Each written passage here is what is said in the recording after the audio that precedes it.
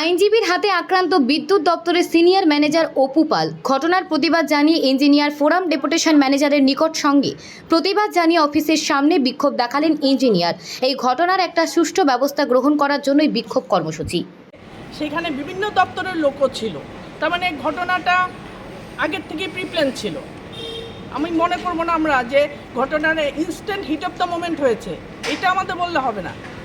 আমাদের টেকনিক্যালি কতগুলো ম্যাটার আছে, আমাদের লাইনটা কিভাবে ঠিক করতে হয়। আমাদের 11,000 ভোল্টের লাইনটা আগে ঠিক করতে লাগে, কারণ 11,000 ভোল্টের লাইন ঠিক হলে তারপরে আমার নেক্সট এলটি লাইন ঠিক করতে লাগে। এলটিটা আমি যে ঠিক করব, চার্জ করব, 11,000টা ঠিক না হলে আমি এলটিটা চার্জ করব কীভাবে? আমার তো পাওয়ার নেই।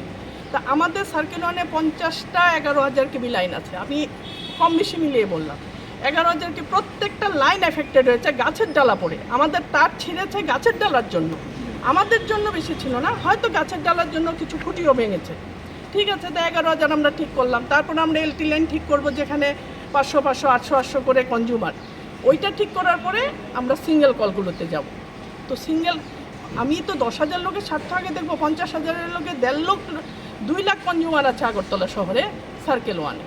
তাহলে আমি 2 লাখের স্বার্থটা আগে দেখবো, তারপরে আমি এলটি লাইনগুলো দেখবো, তারপর আমার সিঙ্গেল কলে যেতে হবে। এতটুকু সময় আমাদের দিতে লাগবে। কোনো ভূভারতে এমন কোনো স্টেট নেই যে আজকে ঝড় হয়েছে কালকে পাওয়ার উঠে গেছে, কোথাও নেই। কেউ বললে মানবো না তো সেটা। হ্যাঁ, মেট্রোপলিটন সিটিতে 100% আন্ডারগ্রাউন্ড আছে, সেখানে হয়তো পাওয়ার এফেক্ট করে না। আমাদের এখানে 90% কি 95% ওভারহেড লাইন। আমাদের এখানে আগরতলায় থাকতে গেলে এগুলো অভ্যাস করে নিতে হবে, মেনে নিতে হবে। ইঞ্জিনিয়ারকে মারবো, ডাক্তারকে মারবো, অমুককে মারবো, তমুককে মারবো, হাতে নিয়ে নেবো মাইন, ওইরকম করলে হবে না। ম্যাডাম, আপনি বলছেন যে আপনি ডেইলি গ্যাস লাগাবেন, আমি ডেইলি কাটবো, আমার অন্য কাজ নেই। আপনি করেন? নিশ্চয়ই করি। আমরা দৃষ্টান্ত তৈরি দেখিয়ে দেবো আপনাদেরকে। আপনি আমাকে করে আপনার করেননি, নাম্বার দিন, আমরা যেদিন করি আপনাদের নিয়ে যাব। আপনারা করেননি, সেই প্রমাণ আমাদের কাছে আছে। গরমের দিনে এই আমরা ইলেকশনের জন্য আমাদের ডিলে হয়েছে। ইলেকশন আগে না, সিজন ওয়াইজ যে পরিষ্কার করেন না আপনারা। টাকা অ্যালোটেড হয়েছে, আমরা করেছি। আমরা ইলেকশনের জন্য আগে করতে পারিনি, ইলেকশনের পরে করতে পারিনি। পরীক্ষা ছিল আগরতলা শহরে শাটডাউন। আপনি যদি আমাদের সঙ্গে বা ডিজেএম ওয়ানের সঙ্গে রেগুলার থাকেন, আপনাকে আমি 1 মাস 2 মাসের প্ল্যানিং দিয়ে দেবো যে আমরা কেন করতে পারিনি, কোথায় করতে পারিনি।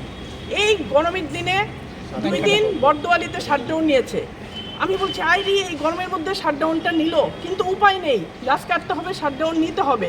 কিন্তু গরম সেদিন তুঙ্গে, আমরা কোন দিক মানবো? গরম মানবো, বৃষ্টি মানবো, পরীক্ষা মানবো, ইলেকশন? বর্দোয়ালিতে গভর্নমেন্ট প্রেস দেওয়া যাবে না। গভর্নমেন্ট প্রেস মানে সেই দিন আপনি দিতে পারবেন না, গভর্নমেন্ট প্রেসের ফিডারে আপনি লাইন কাটতেই পারবেন না যতদিন না অবধি ব্যালট পেপার সাইন হবে। প্রত্যেকটা ইস্যুর জন্য আমরা কাটতে পারি না বা কাজটা করতে পারি না। এবং আগামী দিনে আমরা এই জিনিসগুলো আমরা প্রয়াস জারি থাকবে যাতে আরো কাটতে গেলে আমরা ফরেস্ট ক্লিয়ারেন্স লাগে, প্রতিবন্ধকতা অনেক আছে। ট্রিমিংটা করি আমরা। আমি আমাদের লাইনের থেকে আমি ফরেস্টের হেল্প নিয়ে কাটিয়েছি।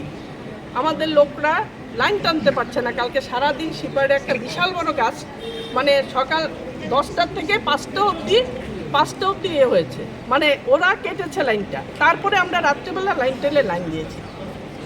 শোনেন, অন্য দপ্তরে গাফিলতি থাকতে পারে, আমাদের দপ্তরে 5% লোক হয়তো বা আছে, কিন্তু বাকি আর বিশেষ করে আগরতলায় যারা কাজ করে 100% সিনসিয়ারিটি নিয়ে কাজ করে। বৃষ্টিতেও তার মধ্যে একজন উপবাবু সত্যি সিনসিয়ার। আমরা এটার জন্য ধিক্কার জানাই এবং আইনজীবীরা এরকম অমানবিক কাজ করবে, বিশেষ করে যিনি এই ঘটনার সঙ্গে জড়িত এবং ব্যক্তিগতভাবে ওনাকে তো আমরা চিনি, আপনারাও চিনেন, আমরা সবাই দেখেছি ওনার ছবি। অপু বাবুকে যেমন দেখেছি ছবিতে, ওনাকেও দেখেছি।